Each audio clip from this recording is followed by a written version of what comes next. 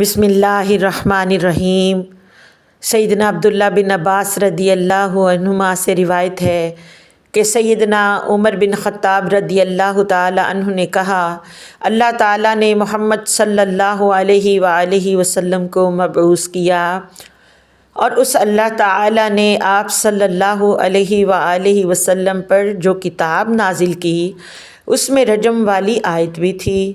ہم نے اس کو پڑھا تھا، سمجھا تھا اور خوب یاد کیا تھا۔ مجھے یہ اندیشہ ہے کہ وقت گزرنے کے ساتھ لوگ یہ کہنا شروع کر دیں گے ہم قرآن مجید میں رجم کی آیت نہیں پاتے۔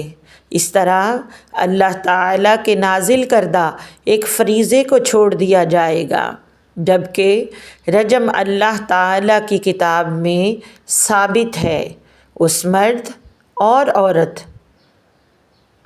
کو رجم کیا جائے گا جو شادی شدہ ہونے کے باوجود زنا کرے، جب گواہی ہو جائے یا حمل ظاہر ہو جائے یا مجرم خود اعتراف کر لے۔ السلام علیکم ورحمۃ اللہ وبرکاتہ و مغفرتہ۔